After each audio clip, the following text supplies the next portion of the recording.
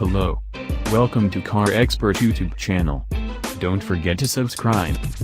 The dimensions and stance are what set the Levante apart from the abundance of luxury performance crossovers and emphasize its Italianness. It's longer, wider, and lower than a Porsche Cayenne or the Grand Cherokee it was nearly spawned from. The hood looks impossibly long in person because it is really long. The front end takes inspiration from the Alfieri concept, and there's a refreshing lack of mesh or filler between the grille's thin vertical slats. It can stand to be so open because there is a set of active grille shutters just behind to manage airflow.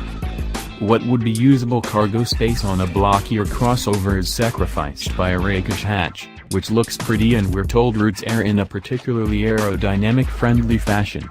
Instead of building the boxy version first, Maserati took the gamble and went straight to the fashionable coupe-ish shape.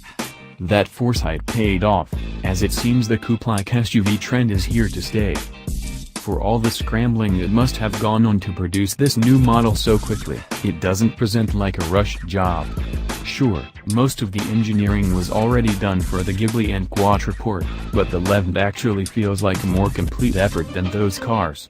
The attention to detail is most felt in the cabin, where the latest corporate infotainment system has been neatly integrated into familiar surroundings. Instead of tacked-on knobs flanking the center infotainment screen, as in the sedans, the Levante adds a two-level knob controller on the center console.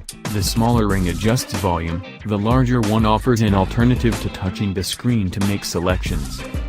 This is the point where we usually say the difference between one mode and the next on a sporty crossover is academic. Not the case here.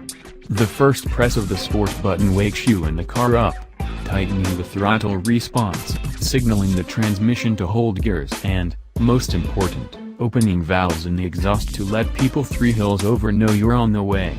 Press sport again and a more aggressive suspension tune jumps into action, limiting roll as much as it can and keeping this 4,700-pound machine from porpoising as it assaults uneven pavement.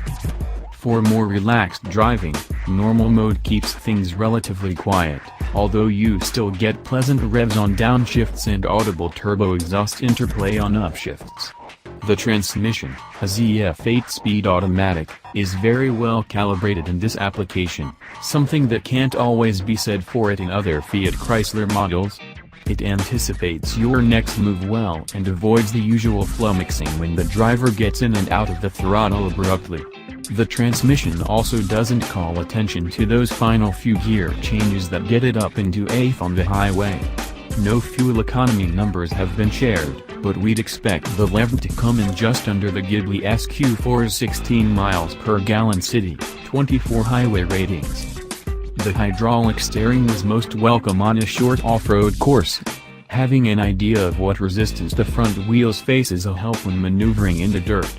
While our brief mud and rock jaunts showed that the Q4 all-wheel drive system and air suspension provide capability beyond what a Levante owner would subject the car to, we were almost more impressed that the Pirelli P0 tires were able to both hook up and avoid destruction.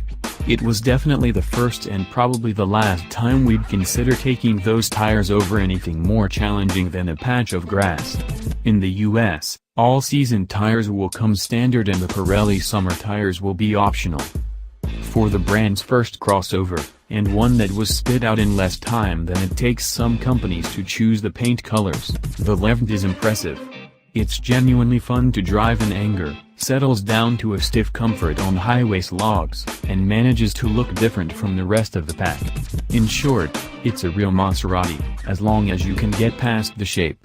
And if you can't, there's always the comments section.